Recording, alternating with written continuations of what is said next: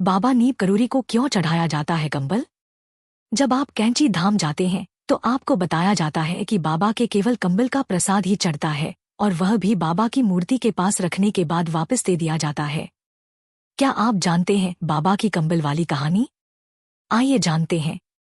कहानी जानने से पहले यदि आप भी बाबा से प्रेम करते हैं तो चैनल को सब्सक्राइब करें, वीडियो को लाइक करें और कमेंट में राम राम जरूर लिखें।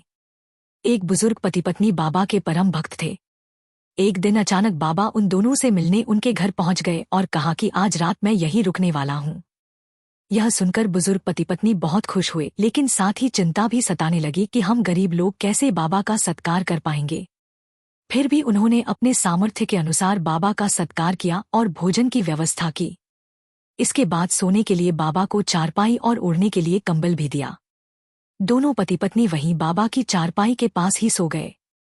रात को उन्होंने देखा कि बाबा कंबल ओढ़कर ऐसे करा रहे थे जैसे कि उन्हें कोई मार रहा हो। पति पत्नी की रात बहुत मुश्किल से गुजरी।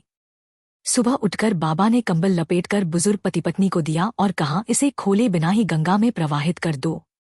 जब बुजुर्ग पति पत्नी उस कंबल को गंगा में प्रवाहित करने जा रहे थे तो उन्होंने महसूस किया कि कंबल का वजन इतना भारी हो गया जैसे कि उसमें ढेर सारा लोहा रखा हो। लेकिन बाबा ने मना किया था कि कंबल खोलना नहीं है, इसलिए बुजुर्ग पति पत्नी ने बाबा के कहे अनुसार कंबल को गंगा में प्रवाहित कर दिया। इसके 1 महीने बाद बुजुर्ग पति पत्नी का इकलौता बेटा घर आया। बुजुर्ग पति पत्नी का बेटा ब्रिटिश सेना में सैनिक था और विश्वयुद्ध के दौरान वह सेना में लड़ाई कर रहा था, जिसकी वजह से बुजुर्ग पति पत्नी बहुत ही चिंतित रहते थे। जब वह सकुशल घर लौटा तो उसे देखकर माँ बाप की खुशी का ठिकाना न रहा।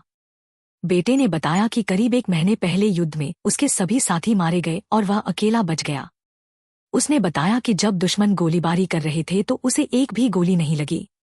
बुजुर्ग पति पत्नी को याद आया कि 1 महीने पहले बाबा नीम करोरी उनके घर रुके थे और रात भर करा रहे थे। वह समझ गए कि बाबा के चमत्कार की वजह से ही आज उनका बेटा सकुशल वापस लौट आया है।